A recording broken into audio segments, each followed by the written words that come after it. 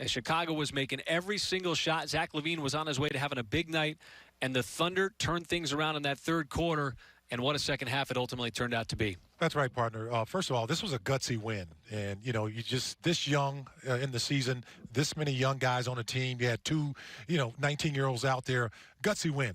Second of all, games like this build character. It just lets you know that, look, no matter what the score is, you keep playing. You keep believing in what you're doing. You keep running your sets out there. You believe in your defense. You stay attached. You stay connected. And you never know what happens. And that's what happened. I thought the third quarter was remarkable, that how they flipped the switch, from the 8:50 mark, somewhere around there. Billy Donovan calls timeout. They're up 21. They're getting ready to run a fast break. And it just seems like from that point on, it was the Lou Dort show. He took over, had his moments in that third quarter. It really was remarkable just how quickly this game shifted as the Thunder were down by 22 at about the 8.5 mark of the third quarter. Billy Donovan calls a timeout, literally stunts the momentum of his own team, and the Thunder turned into a different team in that third quarter.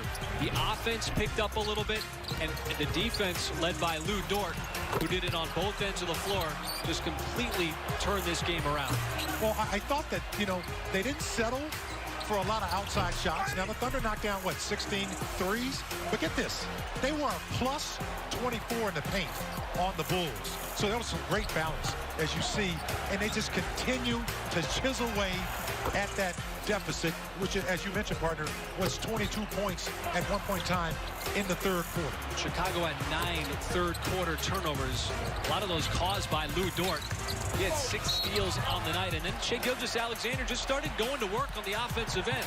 The Thunder stayed with the process, stayed with the plan, got the offense going a little bit with all those points off turnovers, Mike. That helped them get into the rhythm in that third quarter. It closed the gap down. The Thunder got it down to 10, ultimately got it down to single digits. But that third quarter, they totally tilted this game back in their favor. 37 points, which was a massive number. And, of course, the points off turnovers that they feasted off for that 12-minute period. Well, and the Bulls kind of were true to form.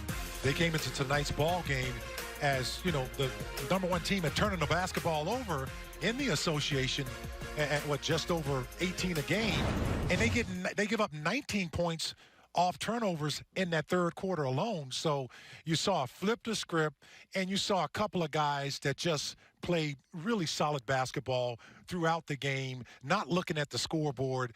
As I mentioned, folks, when we started here, this is one of those games that builds character for a lot of young guys. Coaches love these kind of games because they can always say, you remember that game back in January when you played the Bulls? This is, it ain't over till it's over. Well, that third quarter got the Thunder back into the game where it was mentally manageable to kind of maybe get that final push, because there was still work to be done in the fourth quarter and having to erase still a double-digit deficit, and the Thunder were able to do that in just what turned out to be a fantastic finish down the stretch. Chiseling away, and Chicago actually built a double-digit lead, Mike, with just over 3 minutes left. And then the Thunder just clamped down defensively. Zach Lavine disappeared on the offensive end. You see Kenrich Williams, just so much of the dirty work underneath, and it was Mike Muscala, this three. He had a couple of threes, actually, in overtime. And the Thunder kind of quieted things down and had just enough execution. Well, the Bulls have been playing with a whole lot of house money up until this point. And then it just seems like the gong went off. And when that gong went off, everybody started to play. Not just on the offensive end, but defensively. Because you can't, when you're down 22 points, it takes a massive amount of energy to come back. And then when you finally come back, you're too exhausted. It didn't matter. The Thunder just kept woodpecking their way into that painted area, as I just mentioned, plus 24 in the paint. Offensively for the Thunder with the 16 made threes, that's going to get you back in the game real quickly. It did. It put a lot of pressure on the Bulls to continue to make plays. They couldn't, and then the game went into overtime. Thunder had a 19-3 run in the fourth quarter on top of a 25 run in the second. And how about Chicago, Mike? 17 second-half turnovers. 17 in the second half, which was right under their season average of 17.8. That led to 28 points off turnovers, and that's what helped get that Thunder offense going. And, in a perfect world, you're not going to get that all the time, man. It just doesn't happen. But when you focus, and you got guys out there believing in what they're doing. You see the enthusiasm tonight. I thought I was really impressed with that. The Thunder are coming off their third game in 4 nights. You could easily write this one in and say, hey, you know what? We're tired. The Bulls hadn't played, since January 10th. They got fresher legs. We'll try to, work on the 76ers next. But they didn't. They stayed with it. They stuck with the plan.